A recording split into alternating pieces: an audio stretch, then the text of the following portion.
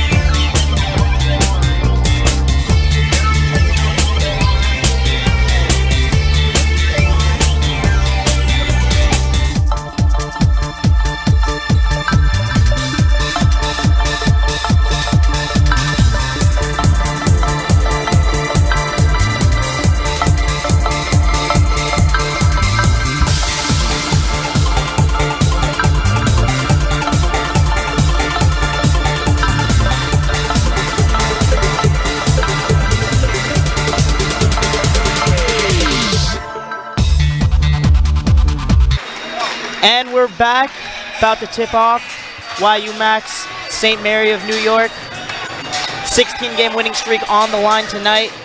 Happy Valentine's Day to everyone out there. Yeah, the Max come in 17-5, and that 15-2 Skyline Conference record really speaks for itself. They've got it unbelievably hot right now. And one of my favorite words out there in the whole basketball dictionary is momentum, and there's not a hotter team right now with more momentum and more confidence in themselves than this YU Max team, both at home and on the road. They've been able to bring it on a consistent nightly basis. The Mount St. Mary Knights, 13-9, a respectable record, 10-7 in the conference is good enough to get them in the playoffs. And speaking of the playoffs, this was actually the first round matchup last year. Really? Yes, on the YU road to the Skyline Conference Championship. What an exciting run that was, and YU's been gearing up. They've already locked the playoff seed in, but for them it's in matchup number 2 to clinch the number 1 seed, and that means a lot because that's home court advantage throughout. They only had one home game. You know how loud this place can get and how special the atmosphere can be in here. Jack, you've been here many a time. I've seen you. And to be able to get a bunch of home playoff games will definitely help their chances of advancing through the Skyline Conference back to that very much wanted Division III national tournament. One thing we always talk about in basketball is matchups. Matchups. YU's been on a streak, 16 games. Now, we mentioned earlier, the last time YU took an L was late November against Mount St. Mary. What do you think? What do you see in Mount St. Mary that YU's gonna have to try and defend tonight? Yeah, well, Kendall Francis is their leading scorer, and just a junior, but he's got all the moves. He can take it to the basket. He can shoot the ball from downtown, and they also they do a good job on the boards. And YU has really dominated other teams on the board. Mount St. Mary does a very good job of clearing their own boards and attacking the offensive glass. So I'm going to look at the rebound battle as number 1, and if YU can keep shooting hot from 3, man, they've been on it. Again, that confidence and that momentum is shown, especially from the 3-point line. If they can shoot lights out like they usually are, Mount St. Mary's going to have their hands full defending.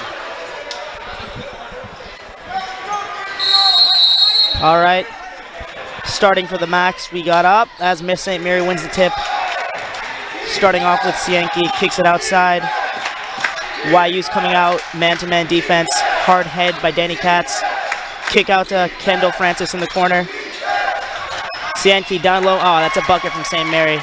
Oh yeah, that was a beautiful pass. That's Ethan Fox. He's their big man. Listed at 6'8" on our program. I'm not sure he stands just that tall, but hey, that was a beautiful ball movement. They got into the high post and got the cutter going backdoor for the easy 2. Tall Guetta standing by the wing. Terrell cuts to the basket. It's a little deep post position, but he keeps going in anyways. Got the height advantage there. Halper for 3. Bang! What a start for YU. We were talking about that hot 3-point shooting. Right there, that first shot goes in. And Simcha Halpert, been their second leading scorer on the year, averaging just over 18 points a game. Good to see him. He's been a little streaky recently. Good to see him get that first one in. Back on the defensive end. Terrell pressuring up top. Millett with the ball. Terrell's trying to force him baseline. Open mid-range jumper for Millett. He gets it to go for 2. Jameson Morton, yeah, he hesitated there a little bit. Looked like he almost didn't want that shot. But when he was so wide open, he almost had to take it and got a lucky friendly roll off that front rim. Danny Katz got the ball. Oh, Simcha for the cut. Oh! Rarely do we see that coming from Halpert as he gets rejected. Yeah, that's the big man, Ethan Fox. Back the other way, Paul Sienki taking it all the way to the hole. No one picked up the ball there as he was easily able to get a good look at the hoop. That's bad transition defense by the Max. Tall Guetta sporting a headband tonight. You don't see that too often. Yeah, but it fits well with the uniform. I have no problem with it. Lafer double teamed back to Guetta. Wide open for 3.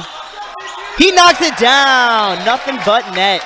Yeah, we had a closeout defender coming and did an excellent job pump faking that pass just to get the defense off balance. He had 2 defenders then running for the pass to Donnie Katz, and he ended up keeping it for himself for that beautiful wide open 3. And offense leads to good offense, leads to good defense.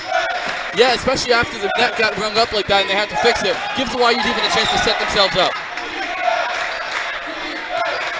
Down low to Ethan Fox. Ethan Fox with the miss, board from Lafer. Yeah, on the right side, going back to the left hand. That's his comfortable hand. That's where he shoots from. Great close move, but couldn't get it to fall. St. Mary gets the ball back. Yeah, that was a little mad scramble over there. Kendall Francis, this is the guy we got to look out for. kick ball. Yeah, that's on Mr. Leifer. You know, didn't move the foot necessarily. Looked like he might have dribbled off his own foot, but That's what- saw a kickball. That's one of those rules when you're playing pickup, you know everyone's going to yell at everyone for. Yeah, you can't call the kickball and pickup. That'll get you kicked off the court quickly. Pun intended.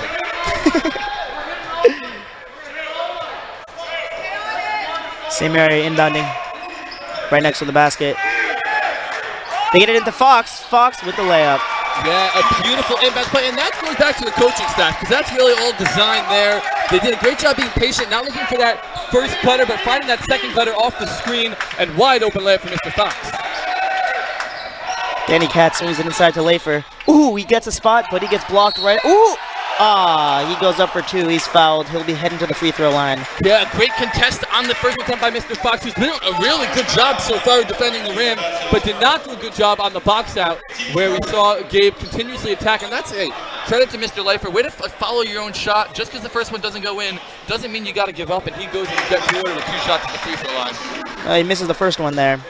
Yeah, and hey, I love this kid, and this kid, as we talked about, he can pass, he can shoot, he can rebound, but the one aspect of his game that he really continually needs to work at is his free throws. That's been his Achilles heel all year, and it seems like that has still been a problem as he misses the second one as well. The Maccabees back on defense. Millett gets rejected. Ryan Terrell in the open court, spin move. Another block by St. Mary. Yeah, Ethan Fox is having a block party all for one. Ooh, I don't know about that one. Foul on Leifer. Is that his first? Yeah, that's just his first. You know, he kind of went down a little with his hands. Maybe he got a little bit of ball, but the ref's looking for those hands to come down, and as soon as those hands come down, the whistle will soon follow. It looks Again, like Ethan Fox has had a hell of a start defending the rim. I'm surprised by this kid, and maybe the 6 inches with his waistband because he's done a really good job so far getting up there protecting. Millett misses the first. Travis Millett. He's got some nice hair with the what do you think about the headband look? I'm not sure that you see that in the NBA so much. What do you feel about that? You know, you have guys like Montrezl Harrell, Drew Holiday walking the sushi chef look. We have Tall Guetta with the old-fashioned headband. Rarely do you see a guy like Millett out there. Yeah, but you know what? Props to him for uniqueness, and I think that gets him some style points if I was a judge.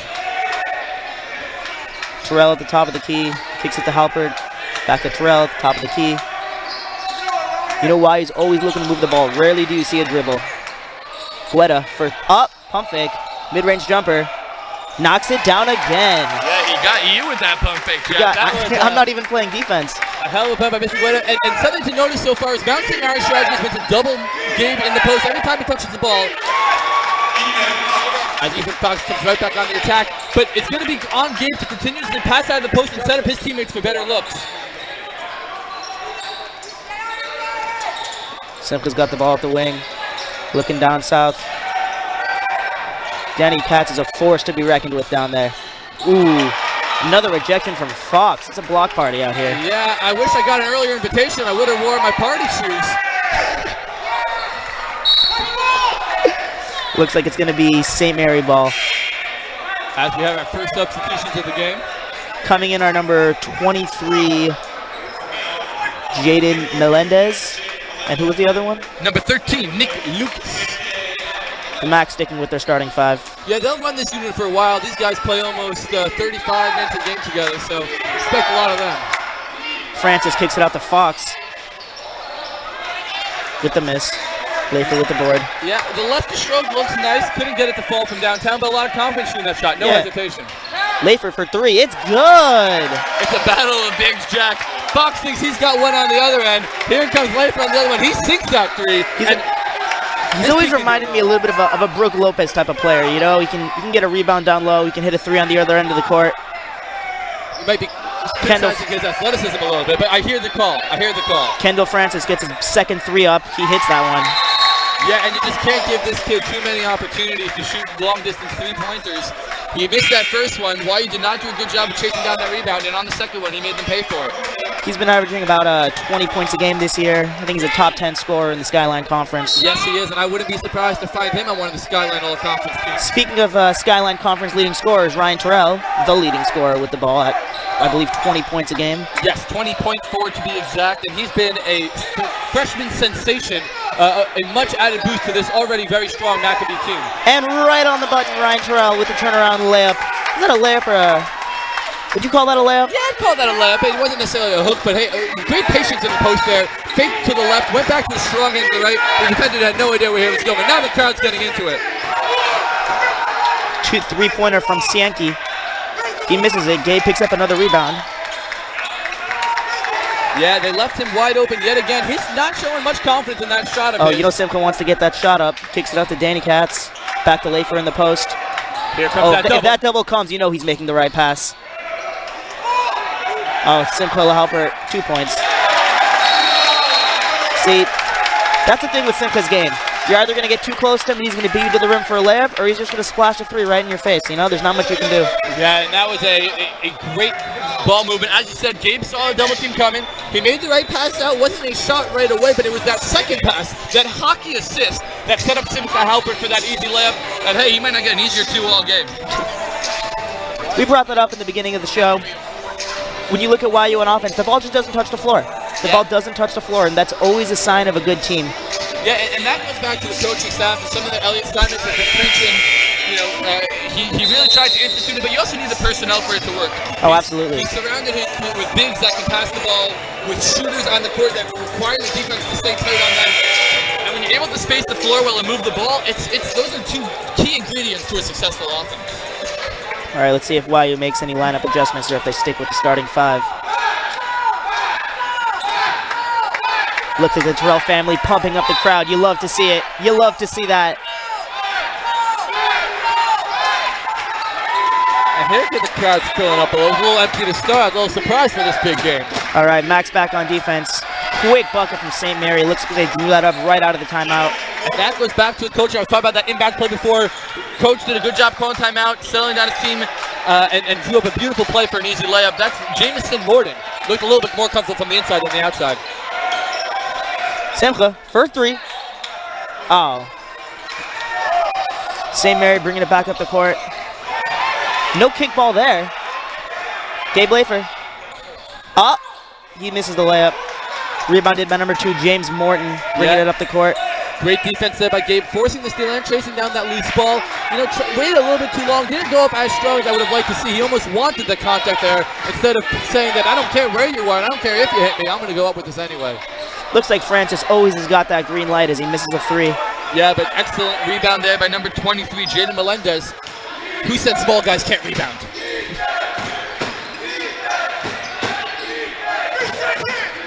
Deep three from Nick Lucas. Misses that one.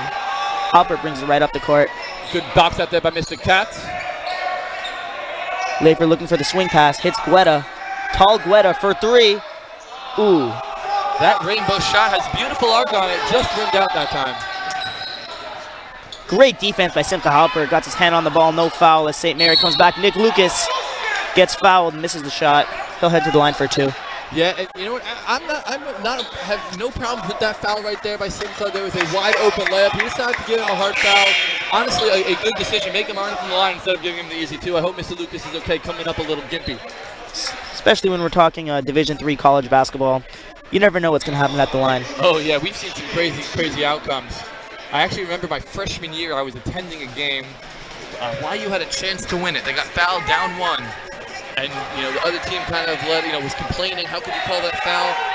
YU then missed both free throws to lose it at the line. Nothing hurt my heart more. And now we're looking at some full-scale hockey substitutions coming out here. Yeah, they got to bring back Ethan Fox. Look how big that dude is. Come on, Jack. He's not 6'8".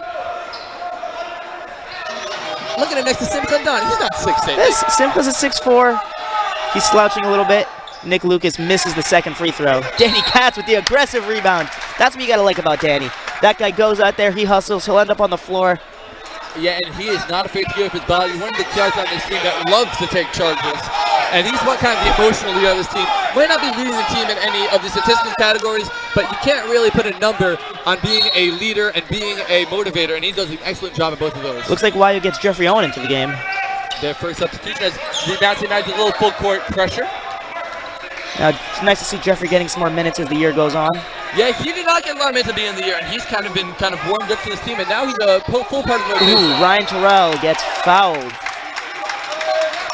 Looks like he's hobbling there a little bit, but he's a tough kid. Yeah, that's a little knee to knee contact. That'll hurt for a little, but that pain will go away. I'm not worried.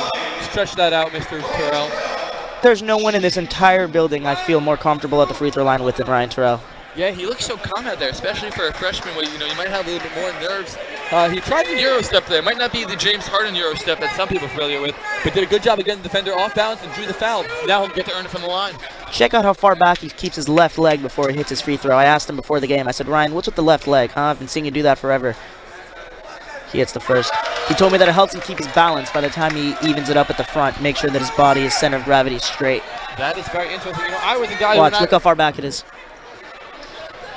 Jack, that's a very interesting observation right there. And we spoke about his free throw shooting. One of the best free throw shooters on the team, shooting just over 80%. Hard to beat Simsai at almost 93%. Man, you don't want to foul that kid. St. Mary's got the ball at the wing, kicks it up top to Ethan Fox. Ethan Fox to Paul Cianki. Looks like, oh, that's a steal from Terrell. Melendez lost the ball there. Oh, tough pass. Gets it out to Jeffrey Owen. Katz in the corner to Terrell. Terrell with the fake, but maintains the ball. Yeah, good ball movement there. Couldn't get anything. Danny Katz trying to call Mouse down low. He's finally got it, but by now he's pretty far from the rim. Look at that lefty pass. That's just gorgeous. Tall, Guetta for three. Look at Jeffrey Owen soaring there for the rebound. YU brings it out. Fresh shot clock. Terrell's got the ball. Left wing. Down low to Danny Katz once again. Calling Mouse in the house, but this time he takes it to the rim and gets fouled. Yeah, recognizing the mismatch there. YU went to Danny Katz twice to initiate the offense. And as we said, that kid can pass, and that time he took it himself, recognizing the mismatch. An excellent take. Getting a nice 2 shots now from the line. Not necessarily the best free throw shooter on this team at 60%. Probably on the lower half of the team, but, new game, new chance. Looks like Max about to sub in Mike Ione. We'll see who's leaving. I think it's for the shooter. Donnie looked like he wanted the substitution. He pointed toward the bench. And that takes some awareness right there. I know as a player, I hated coming out of the game. But to be able to say, hey, I don't have it my own right now, I could use a minute or two break, that takes maturity and a leadership that you only get from a senior like Donnie Katz. It also shows trust in your coaches and your teammates. For sure, right? He knocks down the second. Sub will be made. Mike Ione. One thing about Mike this year that maybe not everyone's noticed, he's shooting 54% from the field. That's some pretty nice numbers. That is number three on the team, and when you talk about the guys who are getting real minutes. Mike Ione has always had a strong game. It's his defense that sometimes worries me, and on the rebound, and he fouls a lot. So we're gonna have to watch those two things. Now, by the way, Tall's really locked up Kendall Francis today. I believe he's got 3 points. 3 points so far. Yeah, and as I said, that Mike Ione bumped to Cutter. I think that was Mr. Jameson Morton on the cut. Gave him a little shove, and the referee said none of that. Let's see. St. Mary inbounding right underneath the basket. Cianki, Guetta with keeping his hands up. Francis for 3. Looks like I jinxed it, Ben. Looks like I jinxed it. Yeah, you were talking about how well they were doing limiting him, and he gets that open 3-point look off the inbounds play. YU kind of lost track of their men. That was not great defense. Terrell to Halper. Oh, we'll be saying that for another year. Oh, Ryan bobbles it. Looks like he might have saved that if it wasn't for St. Mary's bench over there, but either way, it's going to be St. Mary's ball. Yeah, tough to make a call there with the St. Mary's coaches trying to get out of the way, but they have their entitled to their own space. Ooh, looks like they're bringing in a new player to the squad.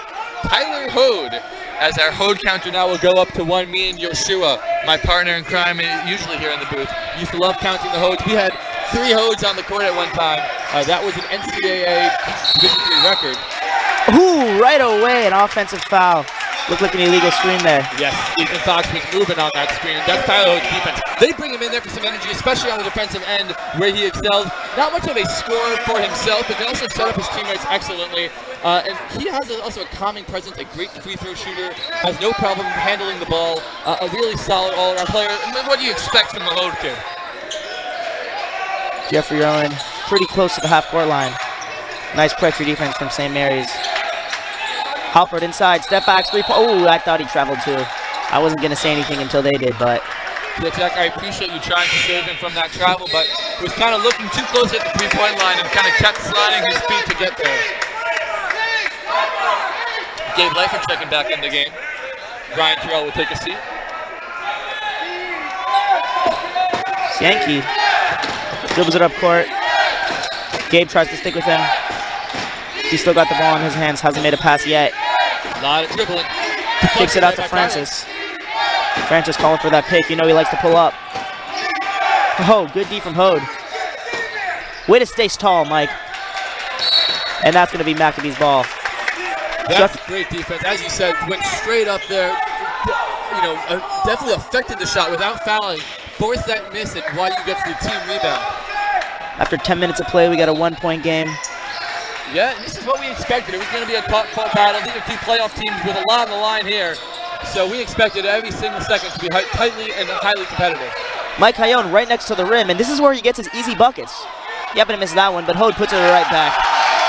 That's what we call being in the right place at the right time. Tyler was right by the offensive glass. Mike kept fighting after that initial miss on maybe a little bit of a bunny, but able to fight and tip back to Tyler. Tyler gets an exit too. St. Mary's with the pass down low, stolen by Gabe Leifer. As we said, a man of many traits. Yeah, good defense there. Number 10 looked open for just a second.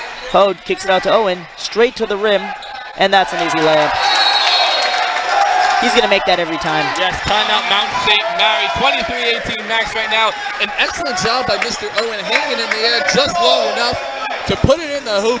Wow, we have a ball game on our hands, 23-18 with 9:16 left to go in the first half.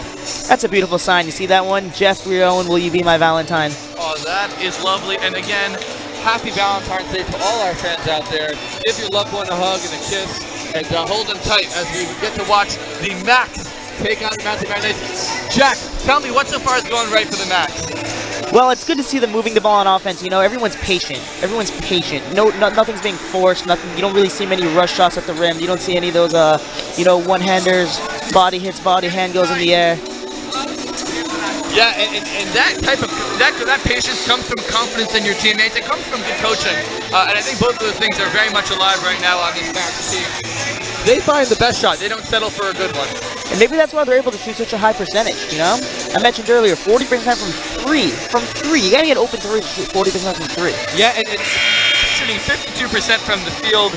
And then you look down the lineup at who they got on the court, just a lot of high percentage shooters. And as you said, they'd be able to do it from the inside and the outside. And a trend that we've noticed in the NBA, I think, also carries over to this YU Max team. They do shoot a lot of threes. They take a lot more than the opponents do, that's for sure. Look at the Terrells getting in the crowd. The Terrells family, you know? I've been seeing them do that for years, ever since Ryan's been in 5th grade. Yeah, Ryan was one of the highly touted high school prospects coming out of the California area. He was named the McDonald's All-American. YU was able to recruit him, and that's an excellent job to the coaching staff yet again to be able to recruit a highly recruited Jewish player. We've had many great Jewish basketball players who have not come to YU. In my recent memory, I can think of Zach Yosher going to Harvard and Aaron Lieberman going to Northwestern. So to get that type of talent at the Maccabees program is a real testament to where this program is going. Simca Halper for three. It's good!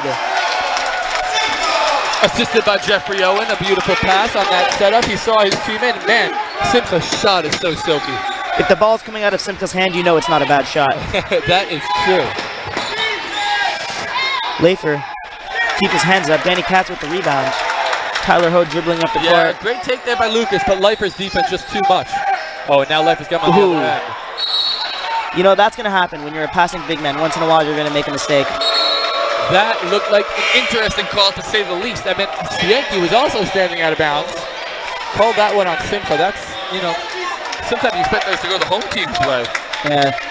And Max throw Terrell back in there. They've established an 8-point lead at this point. Yeah, definitely a short break for him. Give Simcha a little break now. Ryan, Simcha, and Gabe all average over 30 minutes a game. I was saying 35 before. I was talking crazy. All over 30. Oh, good defense from Tyler Hode. Up the court. Lafer. Back to Hode. Oh, what a beautiful give and go. And that finishes with Jeffrey Owen at the rim for 2 points. Gotta love that ball movement, Jack. As we said, don't settle for the good shot. Get the best shot you can. Gabe gives it up for Jeffrey Owen, who's even more open than he was. Excellent ball movement by the YU Max. James Morton keeps the ball in his hand, kicks it up to Sienke. Back to Kendall Francis, top of the key. Let's hope he doesn't put up another 3. Ball gets swung all the way to the other side. YU Max stay strong down low. Lafer with another rebound. That's a Skyline Conference leading rebounder right there. Oh yeah, he loves those boards. He eats them up like oranges on Valentine's Day. Jeffrey Owen, great court vision. Corner to Hode, looks down low. No one's there. Back to Jeffrey Owen. Back to Hode. Hode puts up a 3, a little bit short, but he gets his own rebound. You don't see that too often. And back to Danny Katz for 2. No look pass. That kid's got eyes on the back of his head. I love that play. Sometimes you gotta know. Sometimes you gotta know where your own shot's going, if it's going in or not. Excellent job by Tyler following it up and creating that second chance. Kendall Francis kicks it out to Sienke. Sankey, mid-range jumper, misses it. I feel like we haven't seen St. Mary score in a while, huh? Yeah, they've definitely been ice cold. It was just 19-18. Now Maxim increased the lead to 30-18 as they look to continue to blow this game open. Gabe Leifer kicks it out to Danny Katz. He wanted that 3, but he decided not to take it. Gabe with the ball, double teamed. He gets double teamed often, and he turns it over on this one. Sienke goes up for the jam, and he lays it in. Gets the 2 points. Yeah, sometimes it's better to be lucky. That looked like a bad dunk attempt, but it rolled in off the rim. And right as St. Mary's gets their bucket, looks like Simcha Halpert gets ready to check back into the game. Hode blows a layup. Yeah, I think he tried to do a little too much there. He had a lot of space to go up, but that's what's strong. And St. Mary comes right back with the and 1. That's going to be... That's Mr. Lucas. And just like that, back-to-back baskets. We were talking about that drought for almost 3 to 4 minutes. As Simcha checks back in for Tyler. You know, Donnie Katz was kind of stuck there. He was in the restricted area. He couldn't draw the charge. He had Lucas barreling down on him. And instead of getting out of the way, which I think he should have done, he kind of stuck out his leg and kind of gave him another chance for another 3-point, which he takes advantage of. Lucas hits the second free throw. Or the first free throw, actually. Yes, that was an and 1 opportunity. Simcha with the ball with such confidence up there. Down low to Leifer. Cross court to Donnie Katz. Jeffrey Owen back to Ryan. Ryan in the post. This is bread and butter right here. Ooh, he gets hit. The foul is called and 1. 1 more, please. 2 points is not enough for Ryan right now. How often do you see a guard who can post up like that, draw the contact? I mean, there was a little bit of a flop job on the Mount St. Mary side. Initiate the contact, fight through it, and finish through it. And Miss Terrell gives us a nice scream. She's happy with that play by her son. Look at Jeffrey Owen dancing over there. Can we see that on the camera? Ah, it doesn't reach that far out. St. Mary's going to make a sub, going to take out Nick Lucas in exchange for Ryan Purcell. Yeah, you know, the Mount St. Mary's used a deep bench so far. A lot of rotations on their side. Definitely much more than the Maccabees. Sometimes those fresh legs can make all the difference. Ryan knocks down the free throw as his older brother Jack yells in the back, MVP. And hey, if I'm talking about the Skyline Conference MVP, Ryan Terrell is definitely in that conversation. And it will be up to his playoff performance to determine it, but for the regular season, he's got my vote. Kendall Francis, I don't think he's subbed out yet. Looks like he might be getting a little tired as he fumbles the ball there. St. Mary's gets the miss. Jeffrey Owen with the rebound. Pushes it up the court. Yeah, Donnie Katz did all the work there on the box out. Miscommunication. Yeah, threw that one out of bounds. He did all the work there on the other end, on the box out, and let Jeffrey Owen get the easy rebound. That's a good run for Jeffrey, you know? That's one thing about him. When he comes out, you'll never notice any mistakes. Yes, yeah, and the bench gets loud and gives him a lot of love as Tal Guetta returns to the game. Tall headband Guetta back in the game. Still trying to shut down Kendall Francis. He's only got 2 field goals tonight. And our good friend Ethan Fox is back as well. Kendall rejects the pick. shoots the mid-range jumper, knocks it down. Yeah, did a great job penetrating off the pick. Stopped short. The YUF thing was expecting to go a little deeper on that drive, but did an excellent job pulling up and settling for that jump shot. Nothing but net. Simka feeds the ball down low to Donnie Katz. Donnie Katz posting up closer and closer. Gets that little hook. Tipped in by Leifer. Tipped in again by Leifer. 2 misses. Donnie Katz, and he puts it in. That's good effort. We were talking about that Rebound battle. Look at those Macs fighting. Donnie Katz. Gabe Leifer again. Donnie Katz again. The ball will end up in the basket with that type of effort. Great work by the Macs. Kendall Francis for 3. He misses this one. Good hustle, Ryan. Tips it out to Simka. Simka looks down court. Talgueta saves it. Will he put it up? He's fouled. It's a little bit of a bailout there. I thought he was about to step out of bounds. Yeah, and definitely not a smart fail by Mr. Francis. Might have been coming out a little bit of frustration, missing a 3 on one end, trying to then make it up. I like what Simka was doing with that, kind of throwing it ahead. He was a second late there. I think if he threw it a little bit earlier, Tal would have been able to gain his own. I think he kind of gained himself before he was under the hoop. But a great job by Tal to not force anything. He understood he was under the hoop, tried to regain his balance, and got bailed out by that foul. Mike Cayone back in the game for Ryan Terrell. We now have our first 1-in-1 free throws. That's the 7th foul on Mount St. Mary. So while you'll be shooting free throws for the rest of the half. I think I saw 7 lane violations there as Talgueta hits the first. Yeah, you know, Jack, lane violations are one of the things that says one thing in the rule book. The referees always call a different one. I mean, unless it's really blatantly obvious. The refs are kind of trained not to call that one too consistently. But hey, if I'm a stickler for the rule book, and you know I am, I would like to see a few more lane violations called. Talgueta hits the second. YU goes up 12. Oh yeah, Tal from the free throw line, shooting 68%. He's got a lot of confidence. Crowd is getting into it. St. Mary's with the ball at the top of the key. Kendall Francis. Guetta's really getting up on him. Looks like he realized that he can knock it down from anywhere on the court. They swing it right side. Not Nick Lucas. And that's a nice layup from James Morton. Yeah, nice up and under move. Little hesitation and then a little pump fake. Got it all to work for him. Gabe Leifer rejected. Ethan Fox. This guy's protecting the rim. Yeah, he's had himself one hell of a game so far.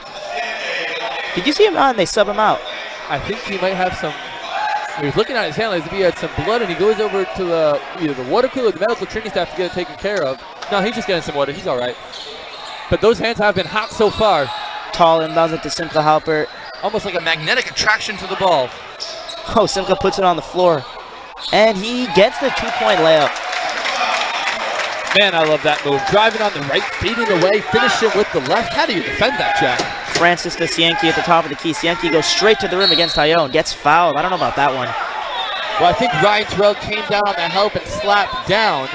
Oh, you're right. The foul was on Ryan. But Mike, you were right. Mike Cayone did a good job staying straight up there. Something he's clearly been working on. You'll notice he's got a little cast on his left hand.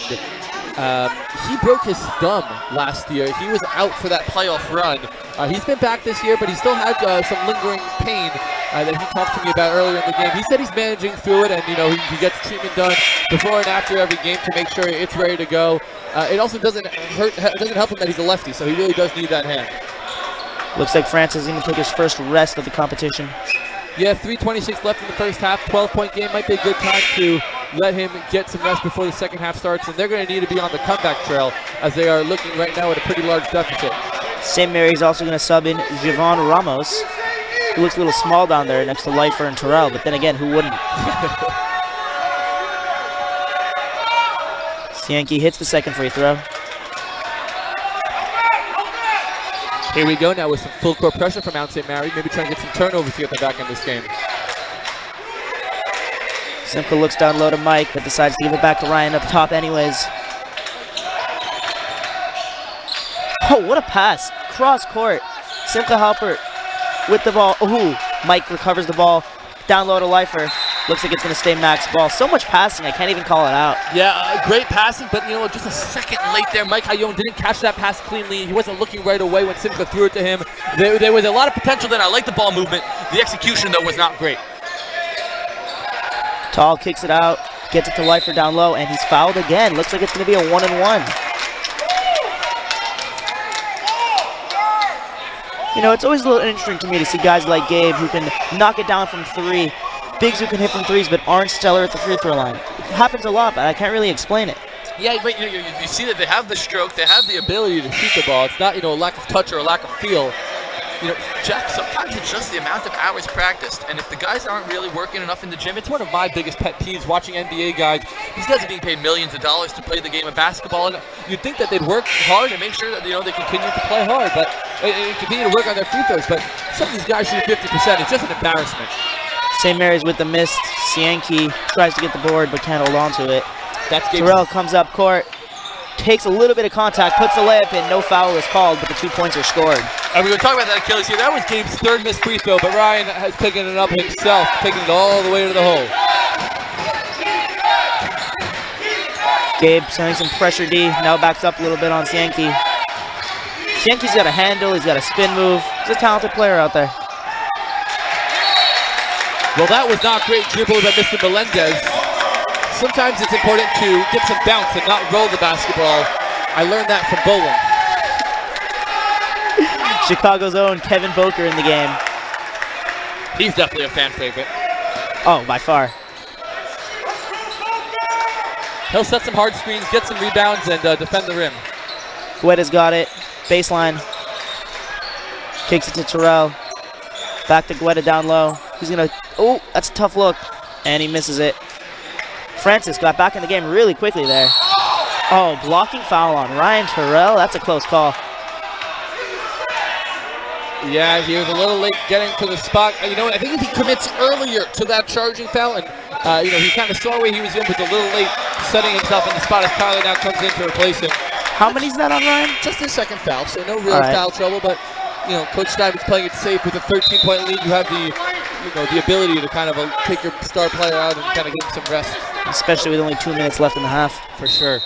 But how the Mount St. Mary Knights close down this half will be very big on how they come back in the second half. They need to get some buckets. They need to get them now. St. Mary trying to see if they can catch up before the half ends. Yankee straight to the rim. Boker doesn't foul him, but the 2 points go. Yeah, Yankee's got some strong drives to the rim. Max hasn't quite figured that out yet. He's got some strength to this kid, and he also is rocking a headband. So add him to the headband game with Mr. Guetta. Oh, I didn't even notice. Mike Ione to the rim, very strong. Doesn't get the layup, doesn't get the tip. Gets his offensive rebound again. Looks like Wayu's going to reset the ball. Love the hustle there by Ione. Oh, Boker down low with the layup, and the crowd erupts.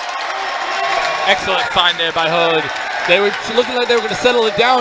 Mount St. Mary was still scrambling, couldn't find their own men. Kevin Boker left wide open under the hoop. And James Morton gets fouled by Tyler Hode. He knew it was him. Yeah, he saw it from the grimace on his face. My bad, coach, my bad.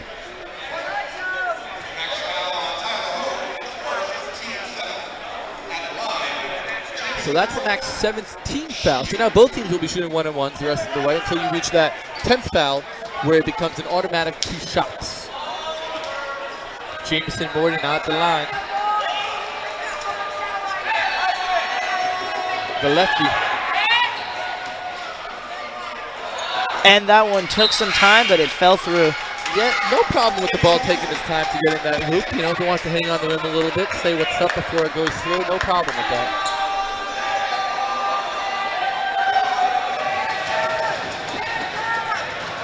Second free throw attempt. It's good. That's a nice lefty stroke. Yeah, a lot of confidence on the line there, taking his time, making sure he's calm and collected.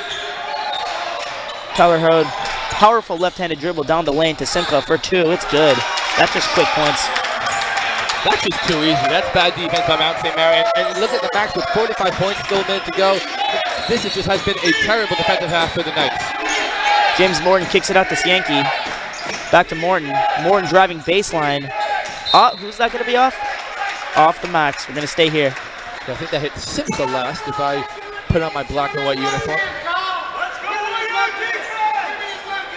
Calling out play 2. Let's look at this inbounds play. They've had some great out-of-bounds plays so far. They got a pick and then to the corner. And they get an open 3 this time, but it doesn't fall. Hode, good box out. Yeah, and gets the tip to Mr. Boker.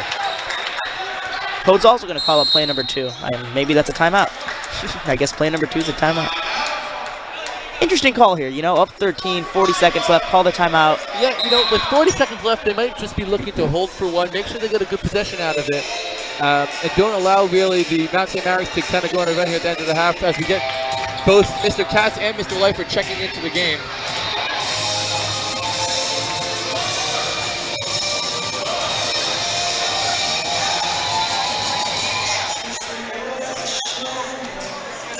You know, I'm just waiting to see Michael Bixson in a jersey. So much hype. The guy just can't get a jersey on. Injury problems holding him back. Yeah, he has not suited up for a game all year. But you know, when you're young and you're a freshman, It's okay to take a redshirt year. and if he's able to stay longer, he'll be able to even use that year of eligibility to stay on the team. Nice to still see him make contributions from the bench, hyping up the guys. Yeah, and hey, those hype squads do a lot. They keep the starters and the guys who are on the court. Feeling confident, feeling good about themselves. That's an important job. I don't like to underestimate what they do out for their team.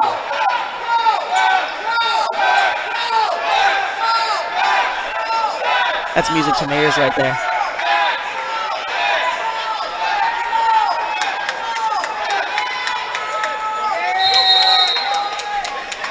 Let's 40 see what- seconds left, 25 on the shot clock. Let's see what Coach Steinmetz drew up. Talgetta kicks it out. Tyler Hode. Donnie Katz. Tight man-to-man here from Mount St. Mary. The Maccabees are far from the rim right now. Tyler Hode's got the ball. Kicks it right out again to Leifer. Oh, no look pass. Talgetta for three. Oh, off the rim. Sienke with another rebound. Holding for one now. Just 10 seconds left in the half. I'm willing to bet everything I have that Sienke isolates here.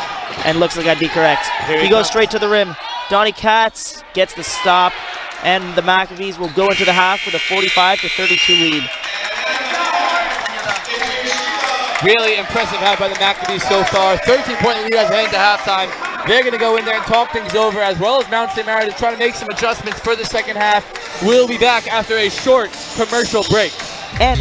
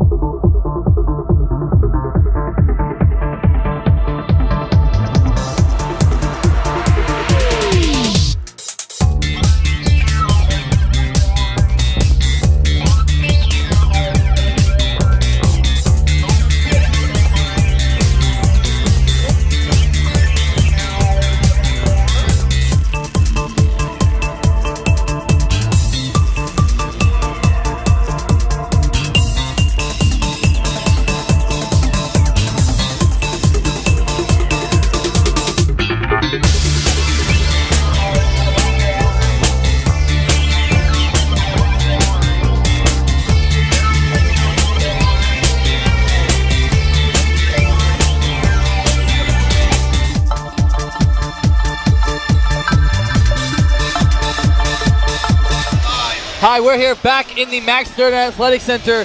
We made a quick halftime trade, Jack for Jack. I'm now joined by Jack Terrell, the older brother of Ryan Terrell. Jack, what have you seen so far in this first half that's helped the Max gain this 13-point lead? I'll tell you something that's very interesting, and it's a new lineup that they've gone with. I really like the lineup of Tyler Holt and Jeffrey Owen, subbed up with any of the three of the starters. Why? They give a lot of energy to the guys. The crowd favorites A. They're very smart players, and they're hustling. They're hustling for minutes. They're not the kind of guys that know that they got minutes that are going to come in, and I really like what Tyler's been doing. Yeah, they weren't forcing their own shot. They really came in and kind of easily meshed into the system. Those bench minutes were big as they were able to give their starters a little rest, and when they came back, they were energized and came back out with a lot of force. On the Mount St. Mary side, what do you think that they need to do in the second half to kind of cut this lead down? I'll tell you exactly what they need to do. They got that one big, I forgot, I think it's number 15. Yeah. He could jump out the gym. And Ethan Fox is his name. Ethan Fox. Ethan Fox. He's got a huge advantage over some of our slower bigs. And I think if they really want to come back, I think they could try to ISO him or try to get him some more touches. He's gotten into foul trouble early. If he can stay out of foul trouble, that'll be their best chance to come back in. Yeah, he only played 8 minutes in that first half, which is quite interesting. But as you said, had a quick 6 points and had 5 blocks. 5 blocks. I've never seen someone destroy Ryan Terrell so badly on a layup in my lifetime, other than me when he was younger. Right, and I'm sure those days kind of helping him grow into the basketball player he is now. For the Mount St. Mary Knights, we had Kendall Francis with 8 points, as well as Jamison Morton with 8. And for the Max, they were led by Simcha Halper with 14, followed by Ryan Terrell at 9. Jack, you've seen Ryan kind of become the player that he is today. If you could point out one flaw that you think could help complete his game, what would that be? I think weight. I think he needs to get into the gym. He's been doing it. If you look at his arms, he looks a lot bigger than he did at the beginning of the year, and he's in the gym every day. Because he could dribble both hands, he could shoot, he could drive, he could pass. He's played at the highest of levels. I think the only thing that's separating him from achieving his true potential is putting on some muscle. And hey, that's something that just takes hours, and it doesn't happen overnight. It definitely doesn't. This body for sure wasn't built in one night. I told him my secret was fried chicken and cigarettes. That's how I was able to put on 25 pounds in college. That's how you do it. Yeah, I'm not sure that's necessarily the best way, but that is one strategy for how to do it. And Jack, I know you play some basketball yourself. You're a big man. What do you think is what part of your game do you think is better than Ryan? Post up. He did a few moves that we worked on this week in the post. When a guy's giving him his right, giving his left, turn on the shoulder. Posting, I would say, would be the thing I have over him. But he's incredibly good. He played with all of my friends growing up, which I think is a big reason why he got to be so good. Growing up, you're playing with guys on varsity. You're in middle school. It's only going to translate into something good. Yeah, and playing up to your competition is clearly something that he's accustomed to. I feel like me and my brother had a similar relationship where me being the older brother kind of pushed him to become better, and he ended up surpassing me. I'm not sure if you're willing to admit that just yet. No, he's better than me. Okay, Come on, let's be real. Okay, I like it. I like the honesty, but I think it happened to you as well. All right. We are going to wrap it up here. We have 30 seconds before the second half starts. Jack will be joining me for the first few minutes of the second half. Absolutely. We're excited for the second half of basketball. We'll be right back.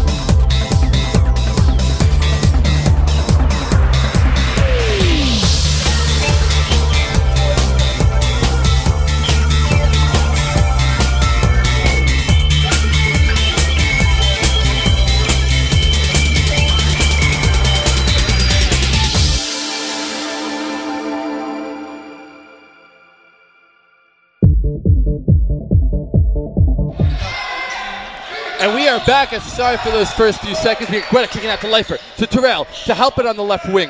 Into the post to Katz, swinging to the corner of the Guetta. The ball keeps moving. Leifer for three. Cash money. That's how we do it. Hard to stop him when he's hitting. Yeah, great ball movement to start the half. Gabe now hitting his second three-pointer in just 2 attempts. That brings his point total up to 6. I'll tell you what, when Gabe starts hitting threes, it makes him impossible to stop. Yeah, the inside and outside game as we have a missed layup by Jamison Morton. Right in close, but just couldn't get the fall. Leifer the other way. Out to Terrell. Terrell for three. Oh, there we go. Back rim. Rebounded by Sienki. I like 2 quick threes. Max getting the looks that they want early. He kind of floated a little on that. He should have went up and back down. We have a blocking foul on Mr. Guetta, trying to keep in front of Kendall Francis. Francis had a good half, maybe forced up a few shots. 3 for 7 from the field, 8 points. He's their leading scorer, averaging almost 20 points a game.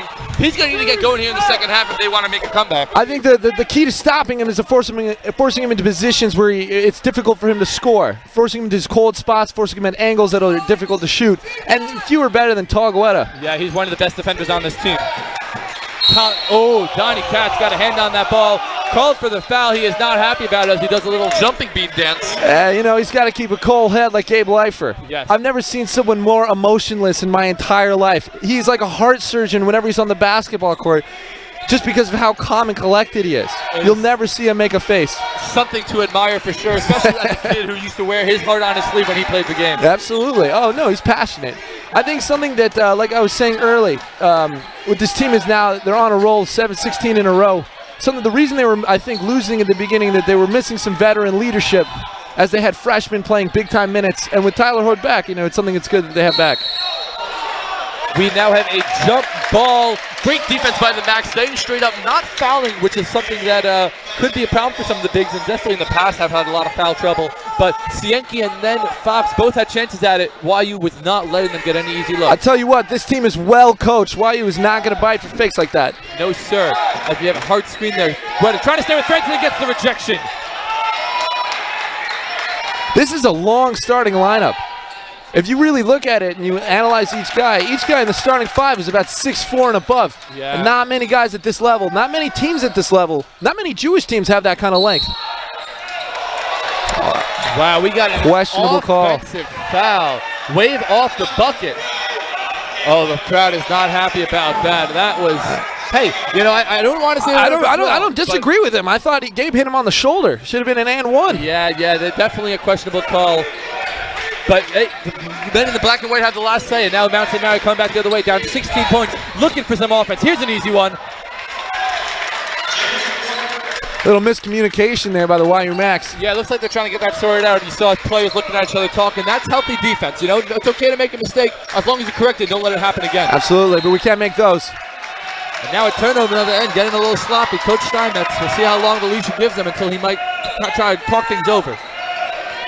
One thing I like that he does let them play. Yes, He let them figure it out. He's lets not a them guy play that through believes mistakes. in pulling the yanking the leash.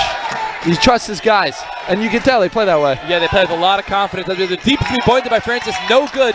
He might be forcing a shot a little bit here. Hasn't gotten the easy looks that he might be accustomed to. The YU defense has been excellent on him all night. It's been locked down. It's tough. Listen, he's how tall is Francis, you think? I would guess about 5'11". He's 5'11". He has a guy 6'5" on him. That's not an easy shot to take. No, sir. Gabe Leifer, though, battling down low, gets a nice bank shot off the backboard. I don't know why they're not feeding their big. He could jump out the gym, and he's got a clear height advantage over Katz. Simcha for three. Cash. What'd I say? Jack, They call me the prophet, fellas. From your mouth to God's ears, we got a beautiful three-pointer rated in. The lead has ballooned to 19 I points. tell you what, with those three guys, with Ryan, Gabe, and Sim, it's going to be hard to beat this team. Oh yeah, and you can feel the confidence. You can feel how happy they are playing with each other. This is a well-coached and executed team, and this 19-point lead is not looking like it's going away anytime soon. Oh, no, not at all. This is a big win for the Max. Given that this team beat them earlier this year. So, you know, giving it back to them, a little sweet revenge. Yeah, and John, let's just talk a little bit about, you know, the Max did not come out so hot. They lost the first Skyline game. They lost 2-3 games to open the season. What do you notice difference between the kind of the team that they had at the beginning and the team that they have now? Comfortability. They're all comfortable, more comfortable with each other. They know the roles. They've played with each other. They practice with each other. They love each other. There's leadership. There's a hierarchy. The chemistry is working. This is an excellent team. In fact, this is the greatest Jewish team ever assembled. And then the guys really like each other. I think that's what's been the biggest difference. You Yeah. have leadership now. Yeah, and it's definitely showing on their play on the court. Timeout. I also think, you know, they had Daniel Sion, and he's definitely a help. But I think his injury really brought them together as a whole. I was at the practice where it happened, and it was rough to see, rough to watch. We wish him a refuah shalema. We can't wait to see him back on the court. With him on this roster, it'd be insane. Yeah, that But I kid- think an injury like that, it really brought them together as a brotherhood. You know, Guetta was in tears. Iona was in tears. They helped lift him out of the practice and were with him in the hospital. This is something that brought the team together and really brought a brotherhood. And you could tell this is more of a family than I think any Max team I've ever seen in my 27 and a half years being at YU in the community. Yeah, and that is a long time to be here, Jack. We appreciate your dedication and commitment both to the YU community and to this team. One of our best fans, and love to have you here in the booth. Yeah, absolutely. It's glad to be here. I'm glad I could throw some jokes too. Of course. Here we go. Francis with another three. No good. Crashing the boards is Mr. Millett, but Leifer says that is my rebound. We got Ryan Terrell now driving to lane. Kick to Simcha. Simcha doesn't see the look that he's looking for another option. Get out to Gabe, top of the key. Gabe now looking for options. Down to a cutting Guetta. To Good Terrell. pass! And one! I get too much to be a fan sometimes. Yeah, no, you were jumping out of your seat there. Excellent ball movement by the Max. And me and Jack, we're talking about it before. Not settling for a good shot, but finding the best shot. An excellent job there in the ball movement. And hey, I got a shout out right here. This is something that some of you fans might not know. Congratulations to Michal Algi on becoming the YU women's basketball all-time leading scorer. Wow. That is a heck of an accomplishment. Absolutely. Our team here at Max Live would like to thank her. We've watched her here now for a number of years, and man, you know, sometimes the women's team doesn't get as much spotlight as the men's team. This women's team has been much more They're impressive. incredible this year. They're incredible this year. They are really Teagueman good. is the Gabe Leifer of the women's team. She plays like Garnett, if you ask me. And Nikki Biggs got a jump shot better than half the guys on this team. Yeah, and Michal Algi now becomes all-time leading scorer. That's really special. Congrats to her as we have Mr. Guetta hitting the free throw. They're really good. I think they're going to go pretty far in the playoffs. I hope so. I really do. This would be a big year for them. Yeah, I think they've done a really good job turning that program around. I'm a fan of the YU Max women's basketball team. As am I, and we hope to get down there for a game soon as we have a deflection out of bounds off the Max, so it'll stay with Mount St. Mary with 10 seconds left on the shot clock. Mount St. Mary has really struggled on offense, Jack. If you're the coach, what are you drawing up right here on this inbounds play? Listen, if I'm the coach, I'm trying to throw it over the top to their guy. He could jump out the gym. He blocked Ryan Terrell in a dunk. I'm trying to feed him. I don't know why they're not feeding him. If I'm the coach, I'm trying to ISO. That's a terrible shot. That's a mid-range shot with a 6'5" great defender draped all over you. Yeah. It's a long two, and that's a great shot. And that's good chase by Simcha. Good follow. That's just hustle. It's the hustle place. But if I'm on offense, forcing that, if I'm Mount St. Mary's, I can't be happy with that look. And we have a slight injury now as Sienki is down. It looked like he banged heads with his teammate Ethan Fox on that pick and roll defense. He is down and hopefully will be okay. But let's just talk about that last play for a second. We had Simcha following his own shot, and you know best when you don't, when you feel that shot off, you kind of sometimes can tell where it's going. He followed his own shot, got the rebound, got the easy two right after that. Oh, absolutely, especially as a shooter and it goes short. You know when it's going short, and it's easy to fall for, I call it the Steph Curry-isms, is when you shoot the shot, you hold the wrist, you got the swag on the walk back. He followed that shot right back, he got an easy two. And that's what separates the good from the great, is the little plays like that. Yeah, as Mr. Sienki now is up and walking under his own power off the court. Very happy to see that as the fans give him a standing O. Hopefully he will be okay and back in the game soon. He is one of their star players, Paul Sienki. Washington, D.C. You don't see a lot of D.C. guys up in the Absolutely, Skyline Conference. absolutely. Where's this team ranked in the Skyline Conference? They're the number 5 seed right now, so they're a playoff contender, and they're also gearing up for their Skyline playoff run. You might remember last year we played them in the first round. Yeah, that's true. And that was one heck of a game. Oh, my God. Heck of a game. We got a few bounces and rolls. Oh, man, the Mount St. Mary coach is not happy with the backboard. He's talking to God. Please, take the backboarder over. I'm going to tell you what, I've never seen a bigger coach than the Mount St. Mary's coach. I'm 6'5", but I was a little intimidated walking past him. Yeah, that's Ryan Kalubowski. You got a name for it, too. Yeah, he is an intimidating force, and he's been in the ref series all night. Let's see, Donnie Katz is going to hit him with a fake drop step with the hook. It's a good move, and he puts it in. Oh, man. He does a great job. Donnie Katz in the post. He does a great job with that move. He does a little hesitation, a fake back. The minute the defender slips, he punishes him. Very patient as well, not forcing anything. Oh, no, well, he doesn't force anything. He's a smart basketball player. This is a smart team. Yeah, and Jack, and before you go and we switch back to my other Jack partner, if you had one prediction for this game and then kind of going into the next few games, where do you see the Max finishing the current? You heard it here first. We're winning the tournament. We're winning the Skyline, and we're going to win the tournament. Absolutely. All you got to do is get into the Final Four, and it's anybody's game. That's right. We got 3 D1 level guys, and in Tall's D3, the rest of us D3. We're winning it. I'm telling you. I love that confidence, Jack. Thank you so much. Hey, thank you so much for having me. It's been a pleasure. Absolutely. And you'll see Jack cheering loudly from the stands. Don't think you heard the last of him. His cheers can be heard throughout the gym as I am joined back now by my partner, Jack Kirschenbaum. Jack was just taking a little break. As we have our second free throw now, also no good. That was Nick Lucas, the 6'2 sophomore. Missing both free throws there as he now a 20. Wow. This lead has ballooned. It is now 26 points. Jack, good to have you back. Oh, nice to be back. Subbing in a Jack for a Jack. Yeah, we got Gabe Lightfoot now working down low. No good. Rebound by Mr. Hayone. He goes up with it. No good. Second chance opportunities. Yes, sir. And the Max have had them all night as Mr. Hayone will now get 2 shots at the free throw line. He played some sparing minutes in the first half, came out with a nice 2 points in just 2 minutes, and now he'll get some chance to earn it from the free throw line. Mike is a 40% free throw shooter, so definitely not close to the top. But I have some shout-outs. I want to give a quick shout-out to my pops, one of my biggest fans. He listens to every game that I'm on the broadcast of, and he is one of the least knowledgeable yet most passionate basketball fans I've ever met. Tell your pops I still have 2 of his Keepa clips he gave to me. They keep my Keepa on without falling off. If you don't have those clip Keepas, it's always nice to visit Benjamin Zerman and Yoshua Zerman's father if you need an extra pair. Yeah, and that's a second shout out to Mr. Yoshua Zerman. He's in Vietnam and limited internet access, and he's still watching this game, cheering me on. Love you, brother. Simcha misses a 3. Looking for a foul. The Max are currently on a 15-2 run to start the second half. It has been all Max. And St. Vincent St. Mary. Huh? That's not what they're called. Mary. Mount St. There's Mary. a Mount St. Vincent in the conference. Those are the Dolphins. These are the Knights. People confuse them all the time. Well, Kendall Francis was not able to end the run there. I'll do play. You want to do color? Sure.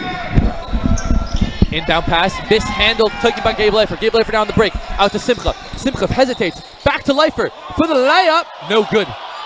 You don't see that too often. That's going to fall 90% of the time. at Yeah, least. that was a bunny. That was a bunny. Here comes Lucas the other way.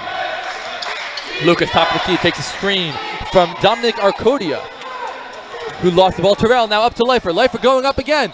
Takes the contact and is fouled by Lucas. He'll get 2 shots at the line. Yeah, you could hear the ref blow that whistle before we even heard the noise. Gabe's going to go to the line. Seeing that he's 0 for 3 today, I got a pretty good feeling at least one of these is going to fall. But Jack, we did notice during the halftime break, Gabe went straight to the free throw line and was working on his free throws. There's not a lack of care. This kid really gives it his all. But as we talk about that Achilles heel, especially in playoffs and in close games, if he is a liability and someone they can kind of play the hack-a-shack rule with, that's going to spell trouble for this YU team. As he finally breaks the seal. See, he's got the stroke. The stroke is there. You're right. I couldn't agree more. The stroke is there. As a basketball coach, maybe a shooting expert, what would you say he's got to work on? Is it his follow through? Is it his legs? Is it his One thing, I think he just got to spend maybe a second or 2 more at the line. He gets that ball. He looks a little bit rushed. Only 1 dribble. When it comes to the 3-point line, he gets that ball, gets it in rhythm, knocks it down. Maybe a couple more seconds at the line won't hurt him. That is some interesting advice, and I would love if you took it into account. He's able to hit both free throws here, seemingly kind of that halftime work paying off. Looks like we have Sienki with a quick refuah shalema, so he's ready to check back into the game. Very happy to see that. Arcodia goes up, hits blocked by Leifer, rebounded by Terrell. Terrell now going the other way, 63-34. This game is turned into a blowout fast. Terrell driving, got nothing there, out to Simcha Halper, on top of the key to Hayon.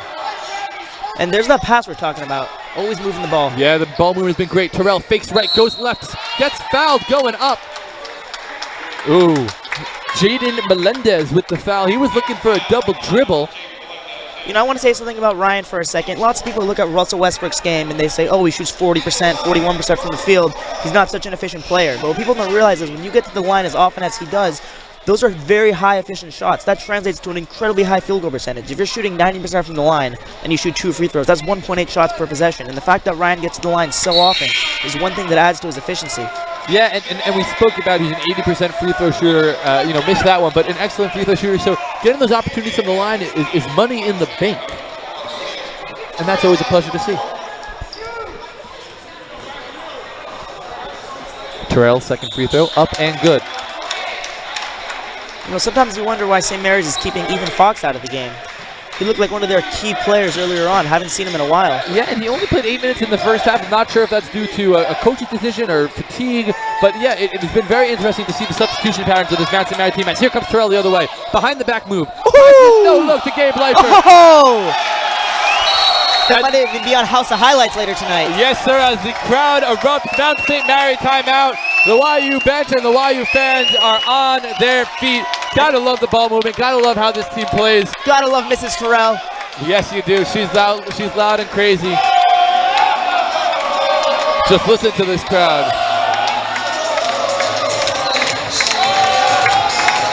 Man, that no-look pass. Gotta love the ball movement. And hey, Ryan Terrell had a good shot there on the fast break. He could have easily taken that, and there would have been no problem for the coaching staff with hey, that was a bad shot. But he found the better shot, giving it up. We got some high fives in the booth. You love to see that. That's Mr. Terrell. We haven't mentioned him enough in tonight's broadcast. He's been up and out. Many people don't even know. Mr. Terrell played college basketball himself, Division I at UC Santa Barbara. Here's a trivia question for you, Ben. Yes. Which former NBA player played college basketball at UC Santa Barbara? Jack, that is a great question. And as a fan of the NBA, you'd think I would know.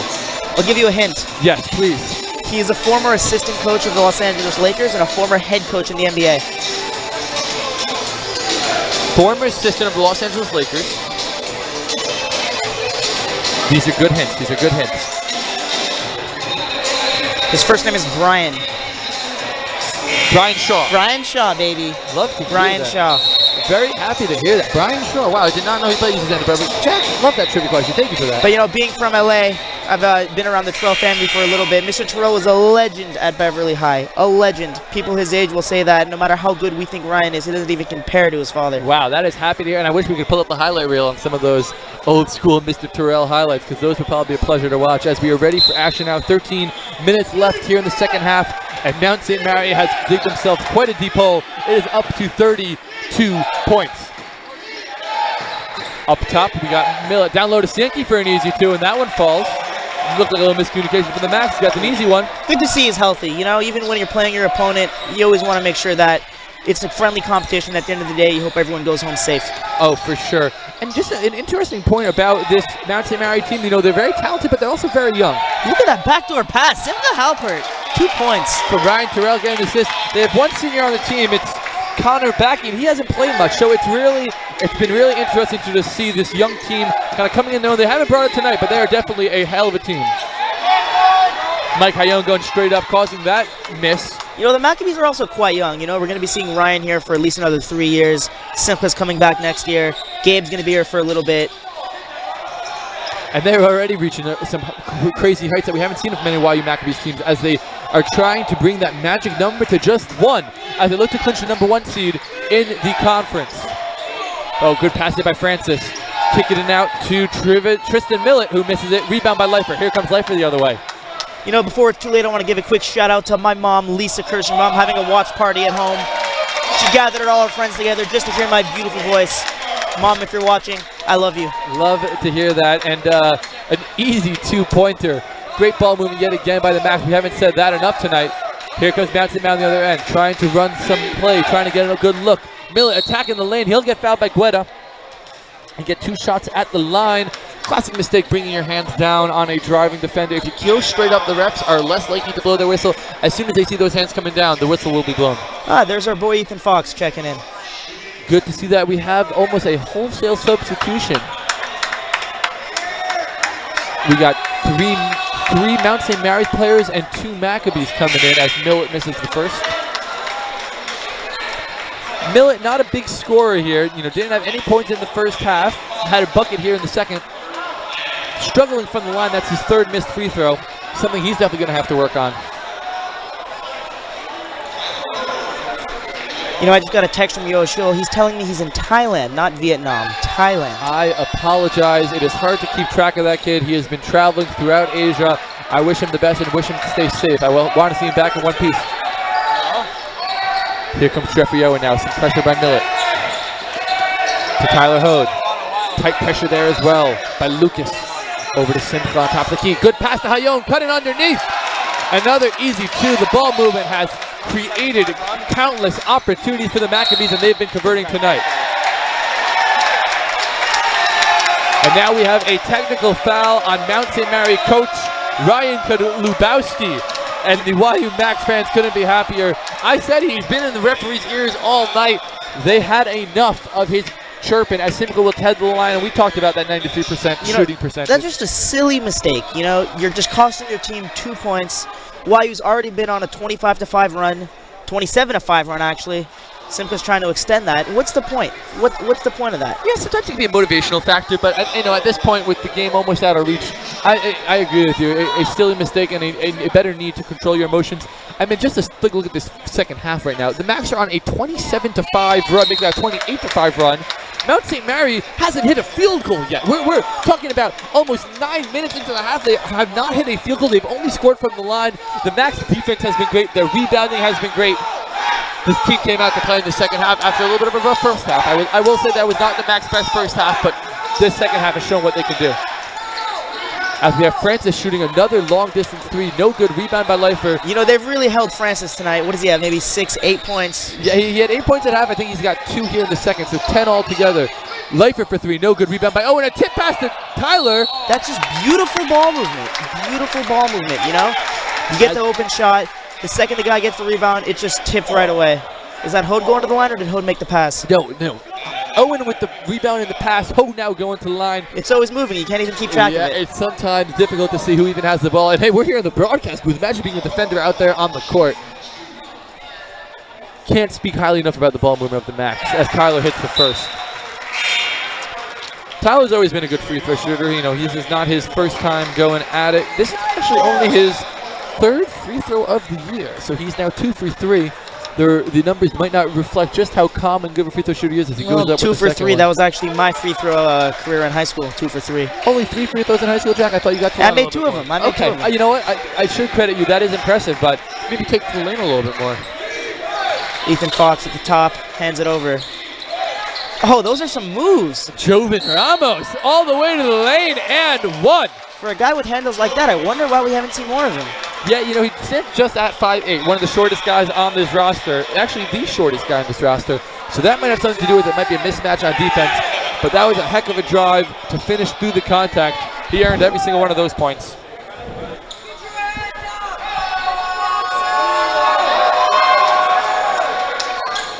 As he misses the free throw rebounded by Simca over to Tyler. Let's see if they slow things down or continue to push the pace. You know, that's something the Macs like to do. Winning by 20 is not enough for them. 30 is not enough for them. They're going to blow it out as far as they possibly. They're going to try to make that blowout as big as they possibly can. We spoke about the ball movement. Just look at that. The ball didn't touch the ground. It went from Hayon to Simcha to Leifer. He got fouled going up. He gets 2 shots now at the line. You know, it kind of looks like they're running a drill. No, it looks like it's like it looks they're not allowed to dribble the ball. Yeah. Super impressive so far as Gabe misses that one, but hey, it's much closer than it was in the first half. 75-39, the blowout is on. The Maccabees have looked fantastic so far. You know, I hope they're able to maintain this lead so we can see some guys at the end of the bench get in tonight. Yes, it's always a pleasure to see some of those guys who don't get as many minutes to kind of come on in and have some fun. It's an honor to wear this Max jersey and to play on this court.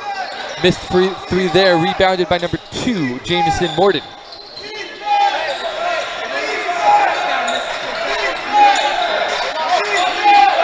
Fox now on top, looking for a cutter. He's got Francis. Francis to the lane. Got nothing, tries to kick it out. Finds his man Morden. Morden to the lane. He is fouled going up, and now he'll go back to the line. I will say, as good as the defense has been for the Macs, they have been a little bit of foul trouble. That's their 8th. So Mount St. Mary will be shooting on any foul now for the rest of the half. And you know, the way they've been shooting free throws tonight, I don't know if that's the worst thing in the world.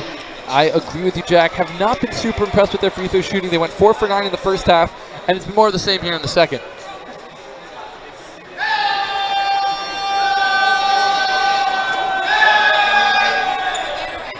As the first one is up and in, that's Jamison Morden.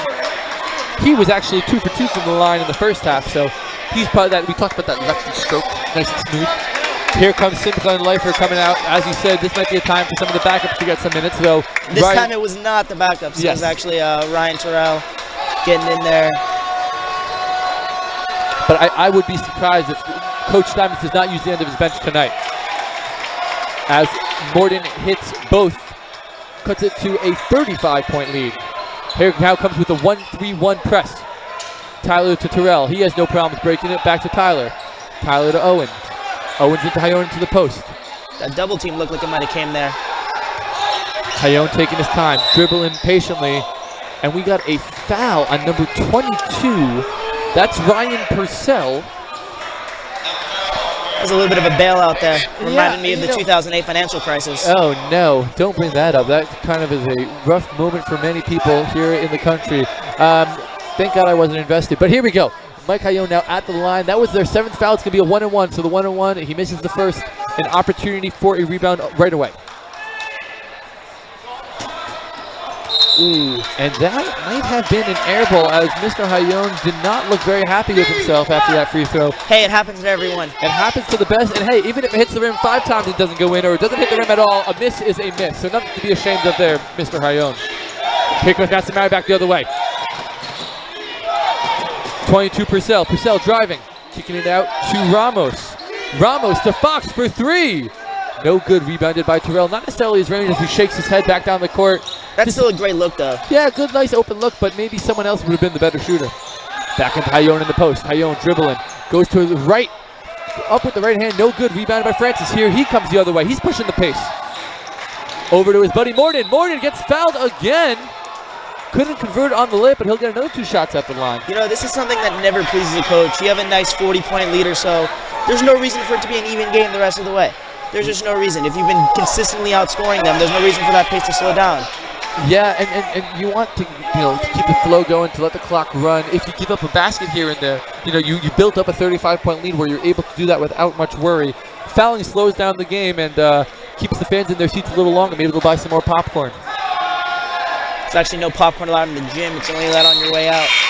Thank you for mentioning that. I sometimes forget the strict rules of the food and drink policy as Mr. Boker checks in for Mr. Hayone. Morden hit the first, no surprise there. We spoke about his proficiency from the line.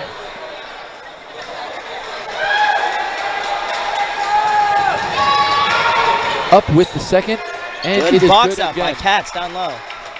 Though no avail, there was no rebound to be had. Mount St. Mary looking to press a little, just maybe some full court pressure. Morden trying to stay with Terrell. Terrell over to Hode. I don't think Terrell feels pressure. Yeah, that kid's got ice in his veins. Katz now has it on the wing. To Boker at the top of the key. Hode on the wing now. Loses it for a second, regains possession, over to Terrell. Terrell guarded by Purcell. Behind the back. Righty finish going left.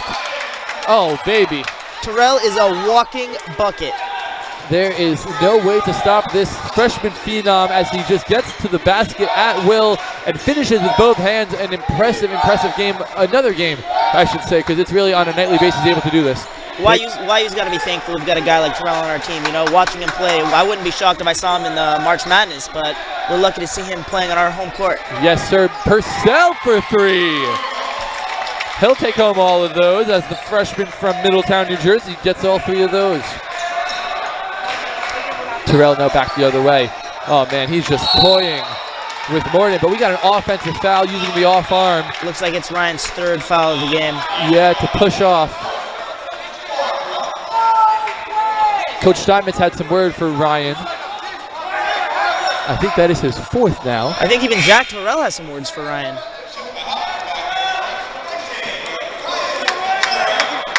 He'll get a nice little ovation as he heads to the bench. Yes, he'll check out. Simca back in.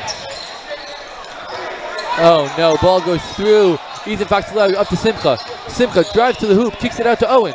Owen passes up a three, kicks it out to Tyler. Tyler also passes out a three. He takes it to the lane, kicks it to Simca That's for a 3 wide points. It's open 3 points. three. Oh, I jinxed it. Come on, Jack, no jinxing it here in the booth. Here comes Francis the other way. Owen tried to stop him.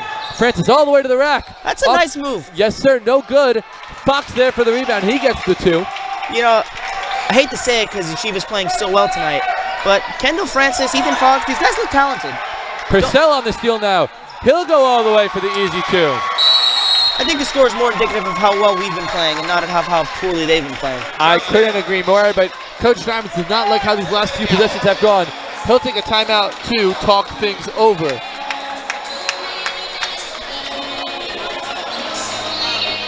(78-50). 7:33 left in the game. Just 7 minutes and 33 seconds left. This is a good opportunity. Oh, by the way, I've gotten a couple texts. I've been told to give a mazel tov to Binyamin Zerman on his recent engagement. Mazel tov. Thank you. And I'm happy to say that my fiance is here in the crowd cheering on the Macs. Although she is not a Maccabee alum, she is a Maccabee at heart, and she's one of the biggest fans. She watches every game with me. And she let you spend the night with me. That is true. She gave up our Valentine's Day and her Valentine's date to be with to you, and that's it's a tough competition. I'll give it to you, Jack. You really battled a tough battle and came out victorious. Elliot's got to be proud of his boys right now. Oh yeah. I mean, a 28-point lead. The way they've been moving the ball. It's a coach's dream out there. Yeah, it makes him look good. He doesn't have to do much, and his boys have just been so excellent. I like how he's one of those coaches, who sits down. You don't see him really yelling at the guys. He's never making a scene. Yeah, he lets his guys kind of play through, and he lets his guys feel confident and build on and grow as players on the court, as opposed to hearing it from him on the bench. And I really do appreciate that. Inbounds to Owen. Owen tightly guarded by Ramos. He doesn't look nervous. No, not even a little bit. As he easily gets past him, sets up the offense. Simms on the wing, being double teamed for a brief second. Cross court to Tyler. They love those cross court passes. They can be dangerous, but when they work, they look beautiful. I actually asked Ryan Terrell earlier today. I said, what type of advanced analytics does the coaching staff do at YU? And one thing he told me is the main thing they focused on are As Tyler Hode gets the N1, the crowd goes wild. The one thing that Ryan mentioned to me is that the one thing they focus on are cross-court passes. Yeah, and those cross-court passes can really change an entire offensive possession, keep the defense on their toes as Owen comes out.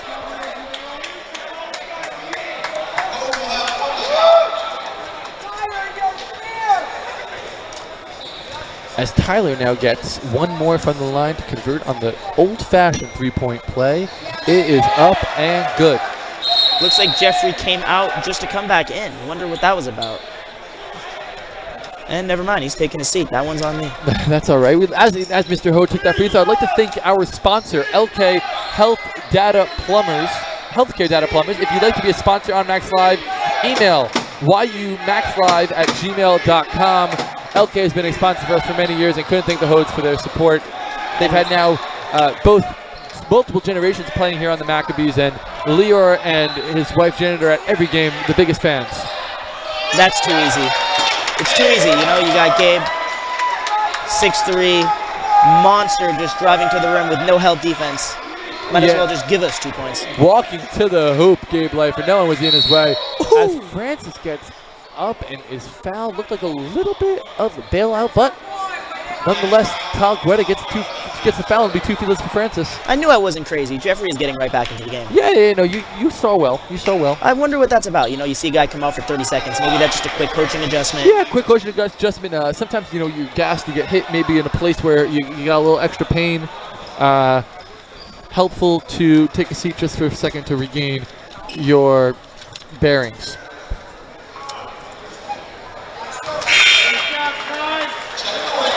And, you know, we mentioned as we have some substitutions now, Jeffrey Owen coming back in the game. We mentioned Michal Algi earlier. We have a stat now that I think is worth sharing. Jack, what do you have? So I believe that he is the... Oh, I'm sorry. Let me let you go ahead and take that. Sure. Michal is the first 1,000 point and 1,000 rebounder for YU. Really? Yeah, so she doesn't just do it scoring buckets. 1,000 rebounds. Yes, sir. I wonder how many games he played, because to get 1,000 rebounds in the amount of games that we play a year. Yeah, it's over her career, so not just 1 year. No, obviously. But pretty impressive to see. Not just a hell of a player. And if you haven't checked out the YU Max women's team, Women Maccabees, it is definitely worth watching. They are fantastic, and now we have a timeout, quick timeout. 83-52, 31-point lead, 6.5 left. And this is supposed to be a close matchup, but man, these Macs just look a step above everyone else in the Skyline Conference.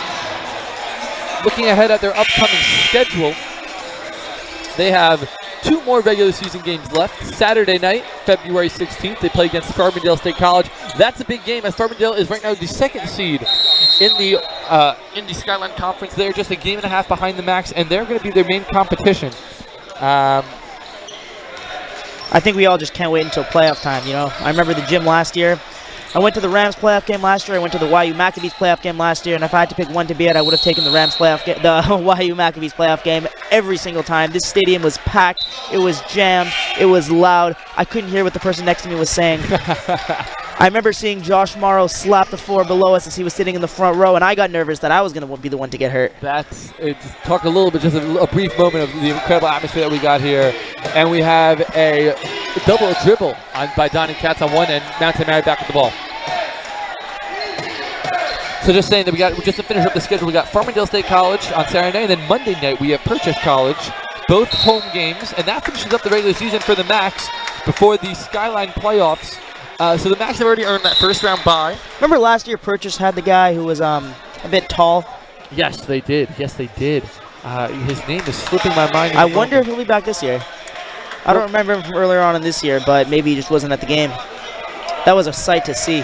Yeah, and after that, just a week later, February 22nd and February 24th is when we will have the Skyline Conference semifinals and championship if the Macs are victorious. So it's going to be a special few weeks here. This is a great time to tune in. If you haven't been following along all season, now's a great time to join on the bandwagon as the Macs gear up for the playoffs. Nick Lucas always making the extra pass. Love to see that. Ooh, that went out of bounds. And looks like we're going to have Eitan Halpert check in for the first time tonight. The Halpert count now up to 2. That is the younger brother of Simcha. Love to see those brothers getting a chance to play together. I know it's always special for me and my brother to play on the same court. 5.5 minutes left. And we were talking about those Michal Algi all-time records. Simcha Halpert is climbing up the YU all-time scoring list. He before this game, he had 1,249 career points, which was 14th in program history. You know, my one wish to watch the game is that we could see a Halpert to Halpert assist bucket. That must give their parents so much nachas. Yeah, I know one pair of parents that's here in the crowd getting a lot of nachas, and that's the Lifers. They're all very, very consistent and relied upon fans here in the Max Stern Athletic Center, and they are so proud of their son Gabe. Here comes Owen the other way. He gets a foul. You know, that's probably a good defensive foul for St. Mary's. Yeah, don't want to give an easy layup. Eitan was a little bit upset that the ball was not thrown ahead to him. He thought he had an open layup. Jeffrey was trying to explain to him that there was a defender right in front of him that he didn't see. And now Jeffrey will get one shot at the line. It's a 1-and-1 foul. Ramos checking back in. Lucas checking out. Looks like Caleb Milowski, nicknamed Lob City in high school, from Denver, Colorado. I believe YU has one other student from Denver, Colorado. Noam Zolti. Shout out to Noam Zolti if you're listening. Yeah, and we have Gabe Leifert checking out of the game, hugging his teammates. He had a hell of a game tonight. Oh, and now second shot from the line. Nothing but net. 35-point lead. And look at this defensive pressure. These kids are coming out off the bench and playing their hearts out. Gotta love to see that. Even with the 35-point lead, that's the best part. For sure. Ryan Purcell up top. Swings it to Melendez. Melendez dribbling on Halpert. Taking it to the lane. Milowski's contested. Rebound by Halpert. That is Eitan, not Simcha. Here comes the other way. He's got his brother trailing. Doesn't see him. Looking all the way at the hoop. We got a kick ball as he was looking for Milowski down low. And Eitan's the type of player who really wears his emotions on his face. You can see he's not happy with that pass. Looking a little bit frustrated. Inside to Donnie Katz, but the ball slipped out of his hands. It goes out of bounds. And we're going to get Kevin Boker back in the game. Donnie Katz checking out now. Couldn't hold on to that pass, but he's got to be happy with his efforts tonight and the efforts of the team tonight. As we said, their motivational leader. Simcha to Milowski. Milowski turnaround jumper. Bucket time. Nothing but net. Love that sweet stroke from the big man. 6'6". Went to Cooper Yeshiva, joined the team mid-year, coming back from Israel, and he's been a big addition because damn is he tall. You know, one thing I really appreciate about Coach Steinmetz is he'll give you a chance even if you haven't been there all year. If you can contribute to the squad, if you just came back from Israel, it's not your fault you wanted to learn some more Torah in Yeshiva. You know, you come midway through the year, you can contribute to the squad, and you earned your chance to get on the court, he'll give it to you. As Mount St. Mary now takes a timeout. 91-52. Man, this score is getting out of control. If I'm Coach Steinmetz, I think it's time to bring in the subs. It's under 5. The game is in hand. Let's see if he does just that. I got a good feeling Sammy Mendel's about to check into this game, and I might have some inside information. Yeah, let's not tell any of our betting friends that information. That could be a trouble with Las Vegas. I wonder, Jack, with legalized betting and, so many people looking for games and new prop bets to bet on, I wonder if, we see so much on the Division I level, and there's obviously been scandal there. I wonder if we'll see the betting kind of trickle down to Division II and Division III. Oh, absolutely. Only 7 months in, each month New Jersey has broken the record of how much money has been gambled throughout that previous month. And I think it's going to take over sports. I think we're going to have new channels where you're going to be able to watch the game on ESPN, TNT, see the actual game, or on an alternative channel with the updated live spreads, live money lines. You can make a parlay, maybe a little teaser. You just got to make sure you're staying safe. And what do you know? I was right. Sammy Mendel is in the game. Well, I saw Sammy put up some killer dunks at halftime. That guy, maybe we should send him to Charlotte on Saturday night. Yeah, don't be surprised. Don't take him for granted with the pace. That man can fly. Wow, the crowd is still so into it. Love to see that. Justin Hode also checking into the game. So we got Halpert, Hode, Boker, Lob City. A lot of siblings Lob on City the squad. Saying no, sir. As Ramos felt he got fouled there. A lot of siblings on the team, and gotta love that. We talk about the brotherhood on the team. We got some actual brothers helping the brotherhood stay connected. Ramos in the corner, looking to set up the offense. Out to Purcell. Purcell on the top of the key. Oh, Ho just slides his feet so well. Yes, that's textbook defense by Mr. Hode. Step back three from Melendez at the end of the shot clock. No, sir. Rebound by Mandel. Here he comes down the court. Hand off to Halpert. Halpert driving. Gets stripped. Might have gotten away with a little bit of a travel there. Refs didn't call it. No call. Here comes the Mount St. Mary off the turnover by Mandel the other way. Oh, that could have been a travel. That is for sure. To Zach Swaby. Swaby out to Purcell from distance. No good. Doesn't get the roll. Here comes Halpert the other way. Aton's a great rebounder for his size. Oh, yeah. You know, I wished I could rebound like he was, and I got about an inch of height on him. Mandel, top of the key, inside to Boca. Boca looking for some options to Malopsky. You see how like 9 guys cut every time the ball is moved? I love it. The ball is constantly in motion, even in this backup bench unit. Oh, look at that move. Can Lob City shoot as well? Turns out he can, but the bucket won't count. We had a charging foul. Was that on Aton? I believe so. Yes, it is, as the scoreboard updates. 91-52. If you were expecting a close one, so was I. But the YU Macs have shown their strength. They have flexed on them, as some say, and really shown how good of a team this can be. This isn't some schlump in the Skyline Conference. This is a playoff contending team, and the YU Mags have shown just how good they can be when they move the ball. It's nice to see things come full circle, you know, have a tough loss against these guys a long time ago. Sometimes that motivates you to maybe step up your game the next time. Yeah, it feels like we're watching a different team right now, though. Hardly recognize them from where they were at that moment. Lob City on the post, driving to the lane. Oh yeah, big man. He is huge. Show us those moves. The bench is clearly a fan of his, as he now has 4 quick points. Yeah, Caleb's really a force to be reckoned with down there. I wouldn't want to take a charge on him. Absolutely not. I would rather go ahead and give him the easy bucket. Purcell fakes the shot and he gets fouled by Hode. You know, sometimes you just move your body a little bit. You may say a little, just like a little bit, and that's all it takes to get that foul called. Yeah, it looked like he just got a little bit out of balance, and Purcell was able to take advantage as he now gets 2 shots from the line. All right, Ben, let's make a friendly wager. Do you think YU will sub in another player throughout the rest of the game? I say yes. You say yes. I say yes. I think a minute 52 is a little late. If there was over 2 minutes, I'd say yes. But at this point, you know, there's just really not that much time left. We might not even get another dead ball. Okay, I'll give you another wager. Do you think YU breaks the 100-point mark? Absolutely. Absolutely. All right, because you know what's on all the players' minds right now. You know that's what they're all thinking. They're all looking up at the scoreboard. They're seeing 93.